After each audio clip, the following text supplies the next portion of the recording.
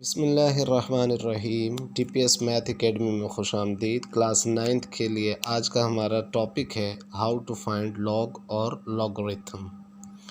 याद रखिएगा बेटा, क्लास 9th में जो हम लॉग की वैल्यू फाइंड करते हैं तो जो लॉग हम यूज़ करते हैं उसे कॉमन लॉग कहा जाता है। कॉमन लॉग कहा जाता है। कॉमन लॉग की बेस आपके पास, इसकी जो बेस होती है वो आपके पास 10 होती है। कॉमन लॉग की बेस आपके पास 10 होती है। तो अब हम किसी भी नंबर का अगर हमें लॉग फाइंड करना है या कॉमन लॉग फाइंड करना है और उसके साथ बेस नहीं गिवन, तो इसका मतलब है हमें समझ जाना चाहिए कि उसकी बेस क्या होगी, 10 होगी। लॉग फाइंड करने के लिए हमें दो चीज़ें मालूम करनी होंगी। पहली चीज़ आपके पास कहलाती है करैक्टरिस्टिक।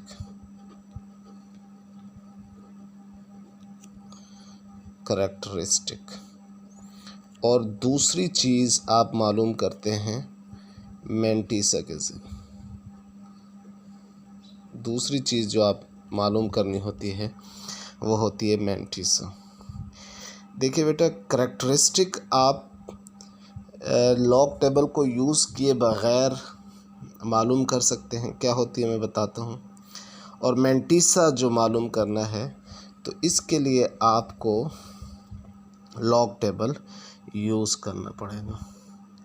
ये जो करैक्टरिस्टिक होती है आपके पास, ये आपके पास पॉजिटिव वैल्यू भी हो सकती है और नेगेटिव वैल्यू भी हो सकती है।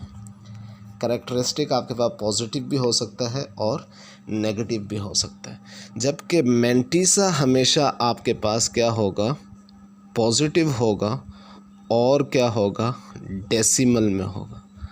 और किस में होगा, डेसिमल के अंदर होगा।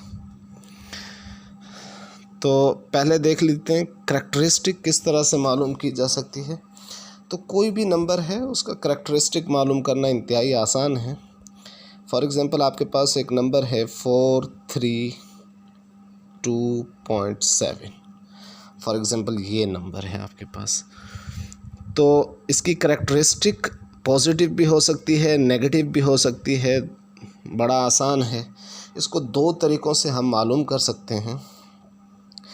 एक तरीका तो यह है कि इस नंबर को आप साइंटिफिक नोटेशन में तब्दील कर दीजिए, यानी कि 4.327 into 10 raise to the power क्या हो जाएगा, 2।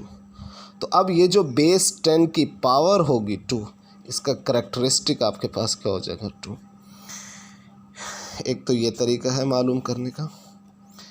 एक और एग्जांपल भी देख लीजिए, जैसे 5032। फॉर एग्ज़ाम्पल ये कोई नंबर है जिसका करैक्टरिस्टिक मालूम करना है। तो इसको साइंटिफिक नोटेशन में तब्दील कीजिए। 5.032 into 10 raise to the power क्या आ जाएगा, 3। तो इसका करैक्टरिस्टिक, इस नंबर का करैक्टरिस्टिक क्या हो जाएगा आपके पास, 3 हो जाएगा। और दूसरा तरीका ये है कि अगर आपके पास नंबर ग्रेटर देन 1 है, नंबर अगर आपके पास क्या है, ग्रेटर देन 1 है। अब जैसे ये नंबर ग्रेटर देन 1 है, ये नंबर भी आपके पास ग्रेटर देन 1 है, तो यहाँ पर पॉइंट से पहले नंबर डिजिट्स जो हैं वो काउंट कीजिए, यानी डेसिमल पॉइंट से पहले डिजिट काउंट कीजिए, 1 2 एंड 3। तो आप 3 में से 1 को क्या कर दो, सब्ट्रैक्ट कर दो, तो आपके पास करैक्टरिस्टिक आ जाए।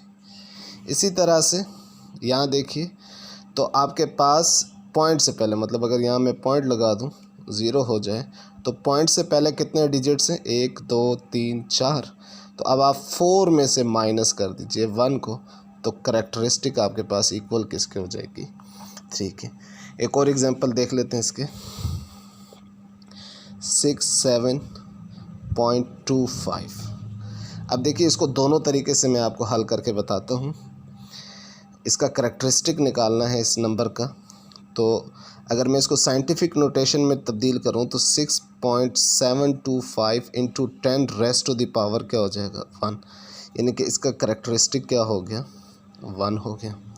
और अगर दूसरे तरीके से करें तो डेसिमल पॉइंट से पहले कितने डिजिट्स हैं आपके पास, 2 डिजिट्स हैं, 2 में से 1 को माइनस कीजिए तो आपके पास क्या आ जाएगा 1 इसका करैक्टरिस्टिक आएगा। अब आपके पास ये तो अगर आपके पास नंबर ग्रेटर देन 1 है तो इस सूरत में करैक्टरिस्टिक, और अगर आपके पास लेस देन 1, अगर आपके पास लेस देन 1 है, फॉर एग्ज़ाम्पल आपके पास कोई नंबर है 0.002 चलो 0.0025 ये कोई नंबर है।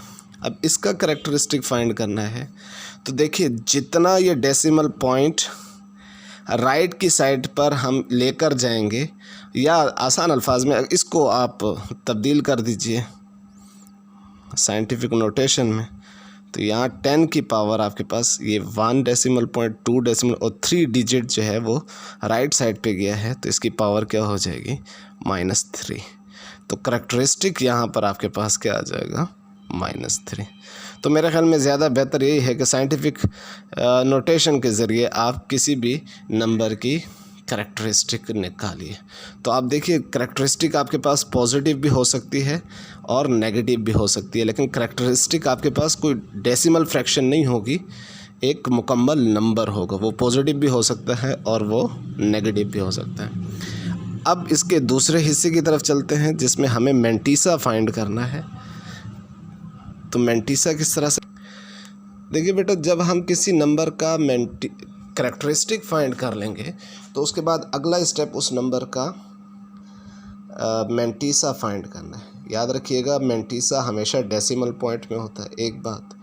दूसरी बात जो हमें इस मैंटीसा के हवाले से याद रखनी है वो ये है कि जब आप करैक्टरिस्टिक निकाल लें तो फिर मैंटीसा में इस पॉइंट की अहमियत नहीं रह जाती। इस पॉइंट को आपने नहीं देखना है। मैंटीसा में हमेशा पहला पेयर बनाना है, यानी 2 डिजिट्स को साथ मिलाना है और इसको साथ मिला के पढ़ना है। ये हो जाएगा आपके पास 43, ठीक है। उसके बाद आपने सेपरेट नेक्स्ट आपने ढूंढना है 2 और 5। किस तरह से ढूंढना है ये मैं आपको बताता हूँ। लॉग टेबल के अंदर आप लॉग टेबल निकालेंगे तो 2 किस्म के लॉग हैं।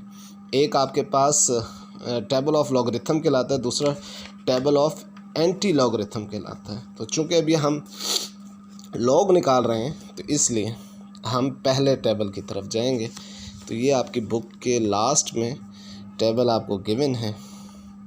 अब यहाँ देखिए 2 किस्म के, ये आपके पास एक कॉलम है जहाँ पर नंबर स्टार्ट हो रहा है 10, 11, 12 से, और इसी तरह से ये रो है, ये पहली रो है जिसके अंदर आपके पास नंबर शुरू हो रहे हैं 0, 1, 2, 3, 4, 5 से लेकर 9 तक।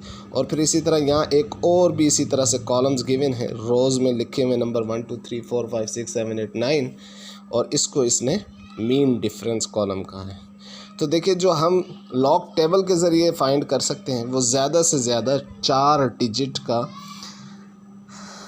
डिजिट का लॉग हम इसकी मदद से फाइंड कर सकते हैं। अब आप देखिए यहाँ पर हमें पहले इस कॉलम में जाना पड़ेगा।